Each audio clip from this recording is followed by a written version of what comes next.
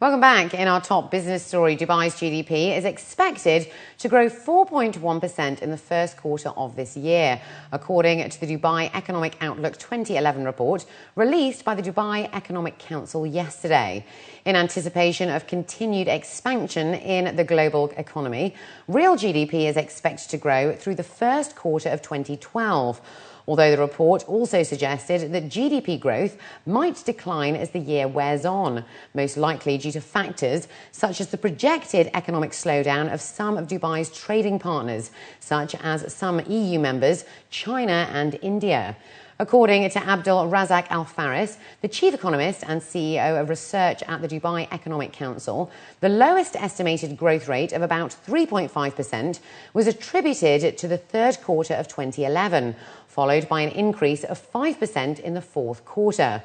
While Dubai recorded an inflation rate of 0 in the fourth quarter of 2011, inflation is expected to rise to 1.5% in the first quarter of 2012, affected by factors such as European sovereign funds and the consequences of the euro's decline, as well as the dollar's gains and cash flow in the local market.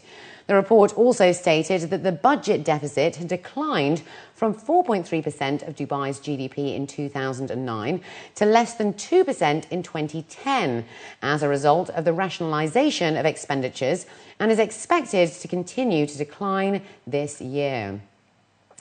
And to talk more about this, we earlier spoke with Timothy Fox, the chief economist for Emirates NBD. Looking ahead to 2012, the economy should continue to grow, but probably more moderately than it did last year. The boost from oil production in 2011 is unlikely to be repeated in 2012. Global growth is likely to be weaker on the back of the recession in Europe and the slowdown in Asia, and that will reduce demand for oil and activity in some of the UAE's ports. Government spending is likely to underpin growth this year in the non-oil sector of the economy.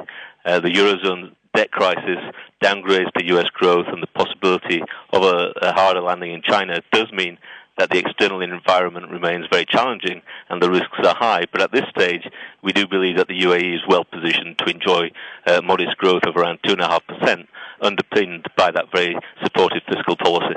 Trading partners these days are in many respects with emerging markets, with Asia, with South Asia and India in particular, and parts of North Africa as well. The European slowdown is going to be could be damaging, but I think there is enough growth elsewhere that could perhaps offset and compensate. Dubai International Airport has scooped another record year for passenger traffic, with the airport's 2011 passenger numbers reaching an historic 50.98 million, which is up by 8% over the 47.2 million passengers who passed through the facility in 2010. According to the annual traffic report issued today by Dubai Airports, December passenger numbers reached 4.69 million, an increase of 10.2% compared to 4.26 million recorded during the same month in 2010. Aircraft movements totalled 29,519 in December, an increase of 7.7% from the 27,398 registered during the same period last year, and 326,317 for the full year, up 6.2% versus 2010. The strongest markets served in terms of total passenger numbers included India, the UK, Saudi Arabia, Pakistan, Qatar, Germany and the USA.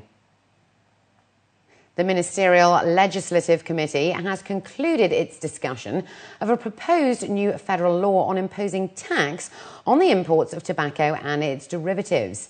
The meeting, chaired by Minister of Justice Dr. Hadef bin Juan al-Dahiri, also completed the discussion of the amendments to the federal law of 2003, setting up the Federal Customs Authority.